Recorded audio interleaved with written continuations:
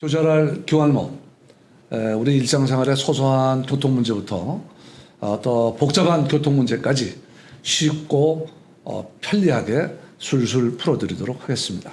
교전할 교환목을 함께 진행할 우리 이단비 리포터 소개합니다. 네, 안녕하세요. 이단비입니다. 자, 교활못을 담당하고 있지만요, 저는 교통학회 TV를 시작한 목적이 있었어요. 박사님. 그래요? 졸업할 때쯤, 그리고 이 프로그램이 다 끝날 때쯤이면 교잘 알로. 그럼요. 네. 우리 오늘 이 시간도 더 기대돼요. 네. 이단비 리포터를 포함해서 네. 앞으로 이 교전할 교환못을 계속 보시는 시청자 여러분들, 또 우리 학회 일반 회원 여러분들, 맞아요. 그분들 다 같이 나중에는 다 교자를 졸업장을 다 받으실 수 있도록. 저렇게 좀 방송 보신 분들이 네. 교잘 알로 이제 마무리되는 그 시간까지 저희 쭉 달려보도록 하겠습니다. 좋습니다. 네. 자, 이 시간 3기 신도시 주제로 한번 해볼 텐데요. 3기 신도시와 교통. 오늘은 이 부동산 문제에 대해서 한번 살펴보도록 하겠습니다. 오늘 도움 말씀을 주기 위해서 모신 두 분을 소개하죠. 연세대학교의 정준혁 교수님, 안녕하세요. 안녕하세요. 예. 정준혁입니다. 반갑습니다. 서울시립대학교의 박신영 교수님, 네, 안녕하십니까. 예. 반갑습니다. 두 분 더 좀 잘생겨주셨어요. 그렇죠? 잠시 차이가 날 뿐인데. 네. 네. 우리는 또 시청자 여러분들을 위해서 네. 리포터를 포함한 우리 전문가 두 분도 다 미남형 분으로 모셨고. 비주얼로 오셨다는 이야기가 좀 있는데.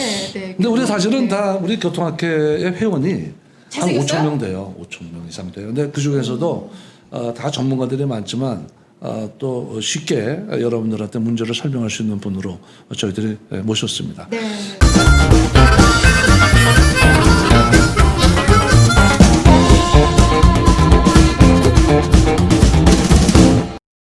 여기 이제 신도시 홈페이지를 보니까 네.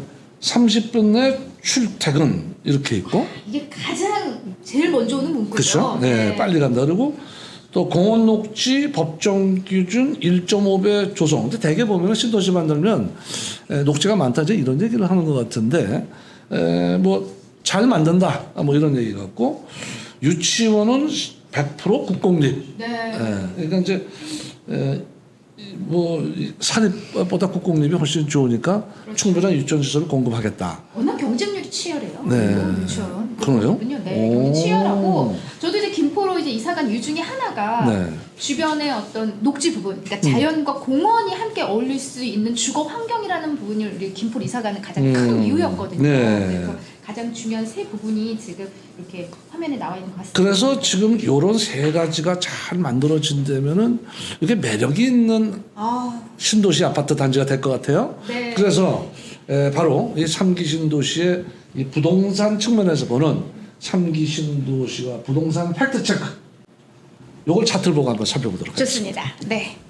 신도시 부동산 팩트 체크. 그 첫 번째, 분양도 한 마당에 어느 세월에 공급? 제가 묻고 싶은 이야기네요. 네, 분양도 안 했는데. 네. 이 분양 문제에 대해서 두 분 중에 한번 얘기 좀 해주시죠. 네, 제가 먼저 말씀을 드릴게요. 일단 3기 신도시는 이제 후분양을 원칙으로 하고 있습니다. 네. 그리고 이제 예외적으로 사전 청약 제도라는 거를 시행을 하는데 사실 뭐 분양을 하지 않아서 공급이 어렵다라는 거는 선분양 제도를 네. 전제했을 때 할 수 있는 얘기고요. 따라서 이제 후분양 제도가 적용이 되면 실제 분양하는 시점과 공급하는 시점이 거의 일치하게 되는 그래서 그 시기가 사실 분양 시점 자체가 3기 신도시가 준공되는 시점 정도를 예상을 할 수가 있을 것 같습니다. 그래서 앞으로 3기 신도시 주택이 본격적으로 이제 공급되는 시기는 뭐 지금 한 2024년에서 25년, 예, 앞으로 뭐 빠르면 한 4, 5년, 4, 5년. 예, 그리고 6년 정도 이내에는 공급이 될 거다 이렇게 볼 수 있을 것 같습니다. 2025년 정도로 생각을 하면 되겠네요, 대충. 네. 그러면 어느 세월 공급은 2025년 정도로 생각을 하고. 제 그 결혼 예상 시기네요. 그래요? 딱 맞물리는 게 제가 그래서 지금 3기 신도시 지금 아직 좀 눈독 들이고 있어요. 그래요? 네, 네. 아니, 결혼 예상 시기는 있는데 그러면 배우자는 이제 그때 구해봐야죠. 그때. 예. 그러니까 집 먼저 구하시려고. 그러니까 저는 이제 결혼 지금 이게 3기 신도시가 이제 지금 어느 정도 분양할 시점에 오케이. 제가 맞추는 게 제 지금 목표예요. 알았습니다. 네.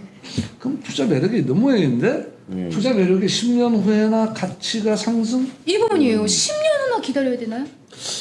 제가 잠깐만 네, 네. 제가 이렇게 좀 여기 나오기 전에 좀 검토를 해봤는데요. 네. 일단 우리가 좀 경험상 몇 가지 이제 짚고 넘어갈 게 있는데, 예를 들어서 김포 신도시 같은 경우에는 2004년에 이제 지구 지정이 돼서 2008년에 분양을 시작했습니다. 그래서 2010년에 이제 최초 입주가 이루어졌고요. 예. 같은 이 신도시지만 동탄이나 파주나 판교 신도시 같은 경우에는요. 최초 분양까지 한 4년 정도가 소요되고 입주까지도 한 2년 정도가 소요돼서 이기 신도시 기준으로 하면은 평균 한 6년에서 한 6.5년 정도가 이제 소요된 것으로 알고 있습니다. 근데 지금 이제 질문은 이제 미래 가치에 대한 얘기인데, 사실 이렇게 뭐 제가 여기서 이렇게 딱 얘기하기는 겁이 좀 많이 납니다. 좀 근데 좀 위험한 질문이기도 해요. 네. 사놓으면 좀 남냐 이제 이런 얘기인데. 근데 이제 제가 이제 전공이 교통이다 보니까 네네. 뭐 10년 후에 이러냐 저러냐 얘기하기보다 과거 자료를 기준으로 해서 조금 살펴보면 네. 어떤 경우에는 좀 분양이 앞당겨진 경우가 있고, 아까 좀 전에 말씀드린 것처럼 김포처럼 좀 미뤄진 경우가 있습니다. 네. 근데 저희가 검은상 보니까 이 미래 가치, 다시 어떤 가치가 상승하는 부분과 교통시설하고 굉장히 밀접한 관계가 네. 있었어요. 그러니까 미분양이라는 것도 관계가 있었지만 가치에 대한 부분도 교통하고 굉장히 관계가 있다. 다시 얘기해서 분양이 되고 그 다음에 교통시설이 빨리 입주된 곳에는 10년까지 걸리지 않은 지역들도 많이 있어요. 아, 그래요? 대표적인 게 이제 판교지. 아, 판교. 네. 판교는 사실 판교 신도시. 판교 신도시하고 분당하고 굉장히 밀접해 있고, 그다음 서울과 연결되는 인프라들이 같이 사용되고 있는 부분들이 많이 있었기 때문에 그 기존에 있던 어떤 시설들이 이용될 수 있는 기회가 굉장히 많았죠. 그런 측면에서 보면은 인프라가 다른 지역에 비해서 많이 들어가 있었고, 그런 지역은 굉장히 특수를 좀 누렸던 경우가 되겠습니다. 앞당겨진 거네요. 네. 사실 뭐 그런 얘기 있었잖아요. 우리 분당 신도시 할 때 천당 위에 분당이라고. 그렇죠. 네. 천당이. 김포 사시지만 네, 네, 네. 김포는 또 상대적으로 약간 인프라가 늦게 들어간 늦어요. 지역이 되다 아직도 보니까 지금, 네. 집가 상승이 좀 늦었지만 2019년도에 우리 도시철도 들어간 다음에 제가 알기로는 상당 부분 이익을 보신 걸로 알고 있는데, 제가 19년도 이사를 가가지고. 그렇습니다. 네, 네. 아니, 얼마 근데 안 사실은 저도 그 얘기 들었는데 이제 파주에 이제 신도시가 지금 이제 운정지구 네네. 신도시가 있는데 거기도 2단계 분양을 했는데 상당 부분 미분양이었다고 그래요. 미분양이었는데 GTX A 노선이 이제 일산 킨텍스가 종점이었는데 파주까지 연장이 됐거든요. 운정까지. 네, 운정지구까지. 들어가죠. 네. 근데 그게 이제 확정이 되고 나니까 일주일 만에 미분양 있던 아파트가 다 분양이 끝났다. 네. 100%? 100%? 지금 현재요? 다 끝났어요. 예. 그러니까 결국 교통과 이 아파트에 대한 분양과 가치 상승에 대한 기대는 꽤 있는 것 같아요.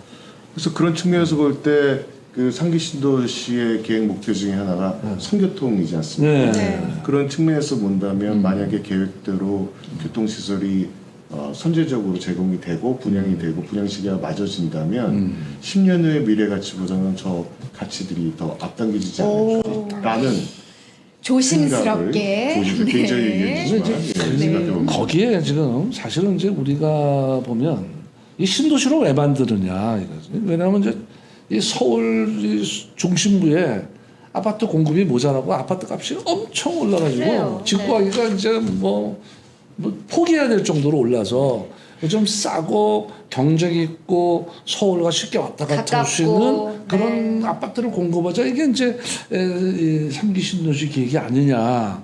그래서 질문을 낼 수 있는 것이 이것이지. 서울 주택 공급 문제도 해결. 지금 이제 박사님 이게 말씀대로 해결이 되겠냐 이거죠. 3기 신도시는 어찌 보면 서울 집값 안정이란 부분이 가장 큰 팩트가 아닐까 싶어요. 네, 그 부분이라면 지금 서울 주택 공급 문제 해결 이거는 충분히 가능한 가장 중요한 부분이 아닐까. 해결됐으면 좋겠습니다. 또 저렇게 럭하게 말씀해 주시는데, 네. 제가 그 통계치를 좀 찾아보니까요. 네네. 물론 저 2018년 기준입니다만 서울시 주택 보급률이 95.9%입니다. 그러니까 이제 주택 수로 따지다 보면 한 15만 5천 호 정도가 좀 부족한 상태고요. 그다음에 경기도 평균으로 보면 주택 보급률이 101.5%. 0%. 다시 얘기해서 한 4만 6천 호 정도가 남습니다. 오케이. 그다음에 인천은 101.2%로 해서 약 1만 3천 호 정도가 남아서 수도권 전체로 보게 되면 한 9만 9천 호 정도가 부족합니다. 그런데 네. 상기 신도시의 계획 물량이 17만 여호 정도 그렇지. 되니까 네. 전체적인 어떤 그 큰 그림으로 볼 때는 해결이 될 수 있다고 보고 있죠. 근데 네. 여러분 잘 아시겠지만 전체적인 어떤 집계 숫자가 갖고 있는 의미보다는 사람들이 살고 싶은 곳에 얼만큼 주택 물건이 들어가느냐가 더 중요한 일이기 때문에 그건 조금 더 지켜봐고 좀 더 세밀하게 살펴봐야 되겠지만 어떻게 거시적인 입장에서는 어느 정도 영향을 줄 수 있고 긍정적인 해결이 될 수 있다라고. 시장에 작동할 것으로 저도 개인적으로 그래, 기대를 좀 하고 말씀 있습니다. 듣고 이제 아까 그 담비 리포터가 얘기한 대로 서울의 집값 안정이라든가 안정, 네. 뭐 모자라는 주택난 해결이라든가 이렇게 3기 신도시라고 이제 얘기를 해놨는데 네네. 최근에 극히 최근에 또 서울 안에다가 그 아파트를 공급하겠다. 그러니까 예를 들면 뭐 태릉에 있는 그 골프장, 군 골프장인데요. 네네네. 거기다가 아파트를 뭐 10,000호 이상 집어넣고 마포 상암지구도 뭐 공공주택 상암. 단지 집어넣고 뭐 다음에 가까이는 이제 과천에 옛날에 정부청사부지가 있는데 그걸 또 활용한 이런 식으로 지금 얘기를 하고 있고 또 그건 또 해당 지자체에서는 또 거기에 대해서 또 반발도 하고 이래요. 어쨌든 그러나 이런 계획이 지금 나오면 원래 저 서울에 있는 주택 문제, 공급 문제, 가격 문제 해결한다고 3기 시도시 한다고 해놓고 아직 분양도 안 하고 삽도 안 떤 상태인데 땅도 안 이걸 팠는데 안 팠는데 지금 서울 안에. 수도권의 네. 서울의 주택 공급 확대 방안이 나오면 이게 3기 신도시에 예를 들어서 혹시 투자해 볼까 하는 사람들로서는 좀 불안할 수 있잖아요. 좀 망설이고 있잖아요. 왜냐면은 그 돼야만 이제 결혼할 수 있거든요.